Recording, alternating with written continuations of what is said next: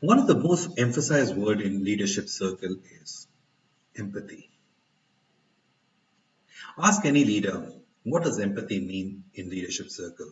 And he'll say it's important. It's probably the most important skill today. And he'll tell you it is important that we need to empathize with our stakeholders, we need to empathize with our employees, because if we are able to empathize, if we are able to empathize with our stakeholders or our employees, we are well aware of the circumstances they are in, and we are in a position to take much informed and a much purposeful, decisions. And that is the primary purpose of leadership, isn't it? To take purposeful and informed decisions to solve business problems. Relating it to design thinking is a user-centered approach to problem solving. And as you've gone through the design thinking process, you would have realized that empathy is the first step in design thinking, in the design thinking process. The question is, how do we empathize with the various stakeholders in that value chain? How do we how do we conduct interviews in a manner that people are going to share with their perspective? So in this model, we're going to talk about what is empathy interview and how do we go about it. Ladies and gentlemen, I'm Deepak Kumar and I'm the founder of Flowing River. We facilitate training, certification, and projects in design thinking. Let me take you through this module.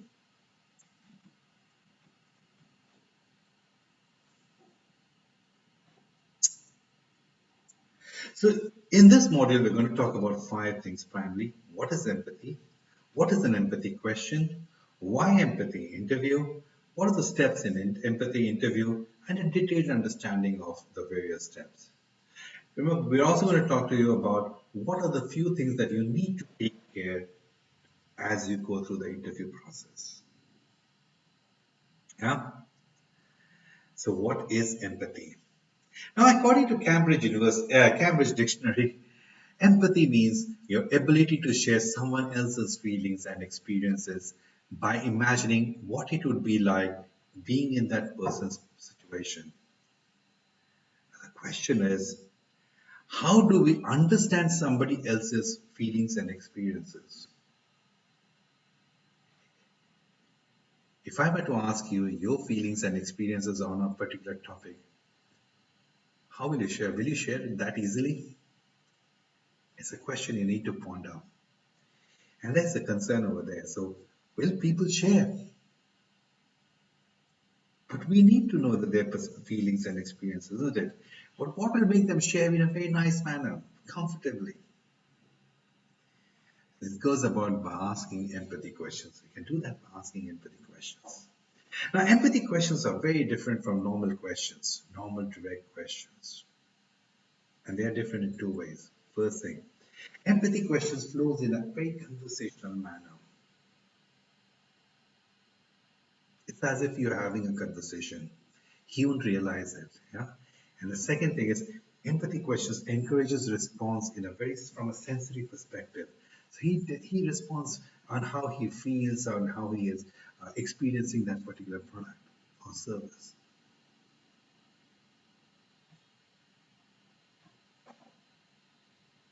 Let me give you an example. I'm sharing with you two questions. How do you describe your relationship with your previous manager?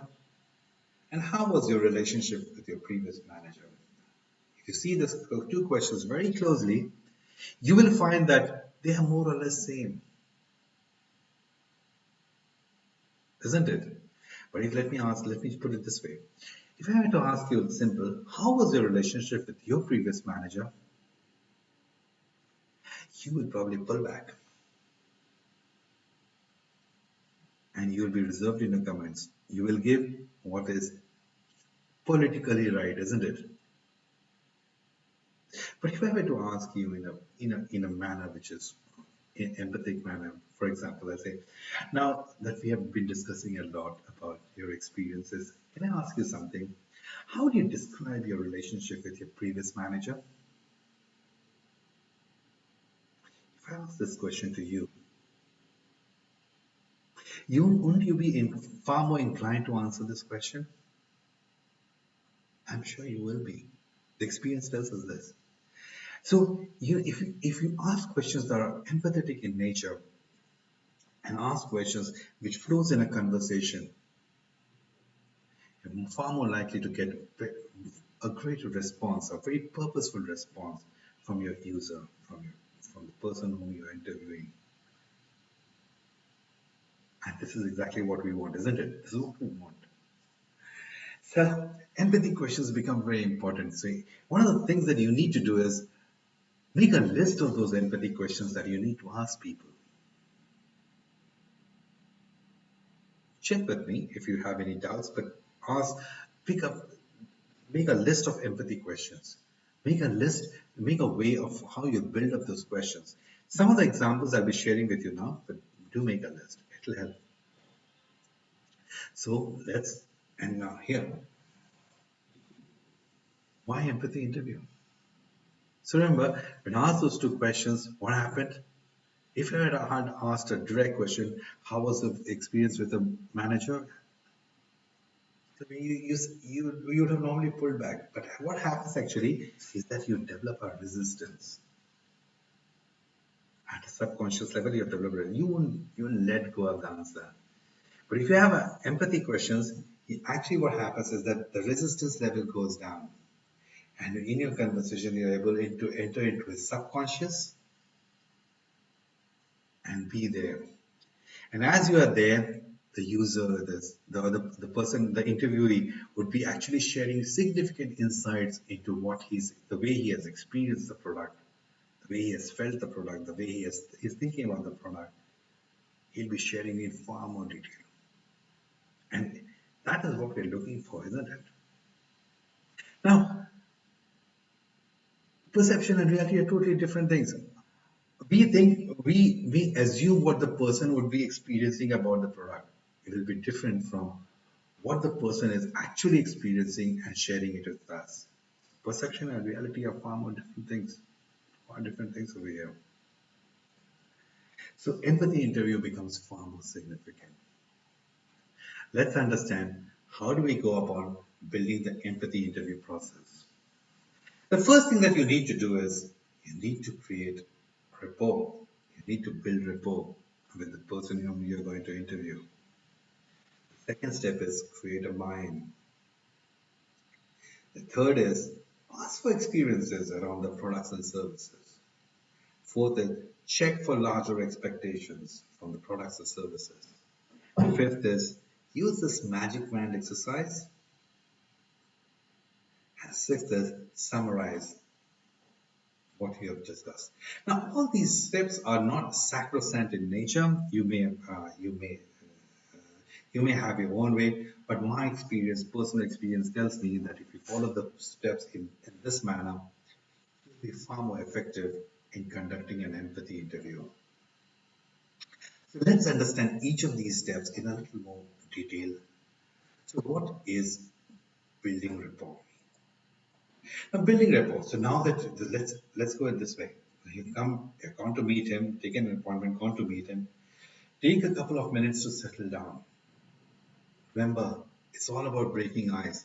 Pick up things that might discuss something that you have just experienced or you just observed in his room. That'll help in breaking ice and in just relaxing yourself for the moment. For example, you may say, "I love the ambience of your office." That's fine. I'll encourage him to talk, and if that rapport starts getting built up. Once the rapport is built, create a buy-in. Now, this is important. At the start, you've got to tell the person the purpose of your meeting, the possible duration of the meeting, the product and service that he's using, and that you'd like to see a demonstration of how he's using it. I've got to say it. But how do you say it is very interesting, yeah? Let me take you through this example. You could actually say like this. Thank you for this opportunity. We are here to discuss on the whatever you want to say. And during the course of the discussion, We'd like to hear your experiences and possibly understand how you go about using this product. Would that be fine? Thank you. So this is a way you can create a buy-in. So now that you have created a repo, built repo, you've created buy-in, ask for the experiences around the product and services. Build the conversation. Few things you need to do. Build the conversation. Ask for 3 to 4 experiences on the product. Some usage, some great, some not so great experiences. And during the course, be immersed and expand on the conversation to develop insights.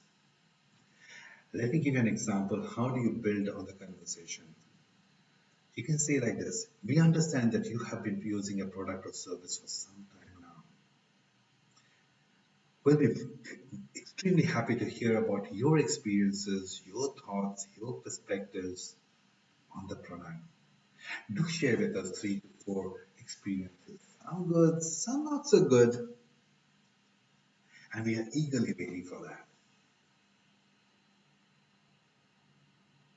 You will find the interview actually sharing much more clearly, much more comfortably.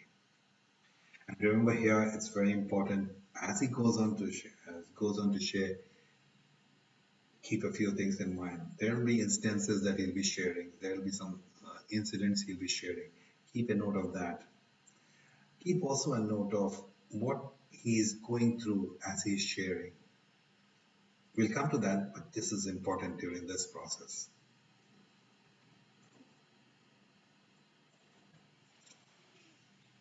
Once you've built rapport, once you and created a bind, you have checked for experiences around the products and services.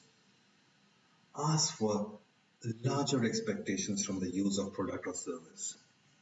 Now this is important. This is important because so far you just understood why that his experience around the product.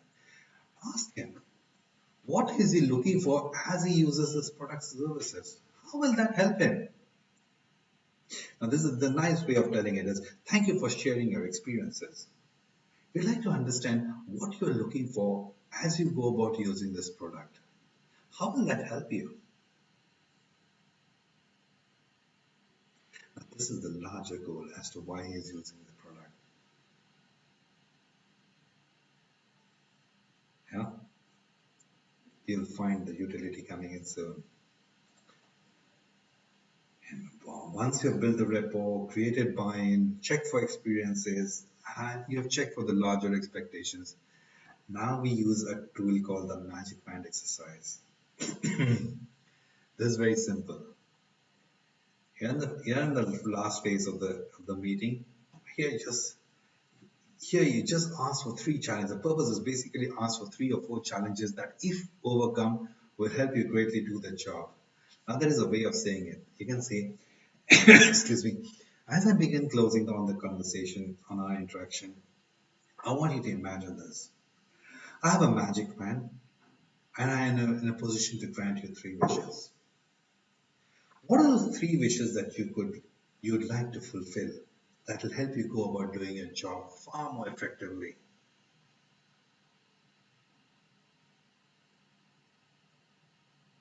Make people think, but encourage them to think. Encourage them to respond. They'll come out with some very magical ideas, magical perspectives. Yeah? And when they share the pains that level, you know what innovations you can do, where you need to focus on. You get a good idea. So this question becomes far more important over here. Lastly, you got to summarize and restate what has been discussed. This is also very important. Remember, we tend to close up abruptly, but you could do this following. So what you could do is you should summarize the conversation, ask if he still has something to add, and share with him that you'll be back again to for some more ideas in a month's time. You can see it like this. Thank you for sharing. This has been wonderful. Allow me to regroup. And you regroup everything. Is there anything else you want to add? He'll give a response. And after that, he say, we'll be reaching out to you again over the next couple of months for more perspective. And we'll be counting on you. Thank you. And close the conversation. Close the conversation. So this is the empathy interview process. And my belief is that if you follow it sequentially, you'll be far more effective in understanding, gaining insights into the customer mind, and probably some very amazing ideas will come in. You know, there are few things that you need to be very careful while you are interviewing. Keep taking notes of what is being shared. Normally, people bank on regrouping what they have heard, but you might miss the final points. So it's important to take notes. Secondly, check and note what he's feeling and thinking. Keep note of what he's thinking and feeling. Encourage him to demonstrate or show him the product, how he's using the product. Look for what he's saying, what he's hearing, what he's doing. Now, this is important.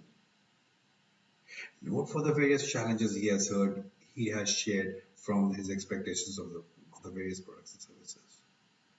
So if you're observant to, it's important that you are observant to during the course of interview process, and you should take care, keep and keep keep a record of everything that has been said and shared with you then and there. So when you go back to fill in the records of what has been interacted, you don't tend to miss anything. So it's been wonderful sharing with you how you could go about the empathy interview process and how it will help you. Should you need to have more understanding about this, you could reach out to me. I'll be more than happy to help you. Thank you so much.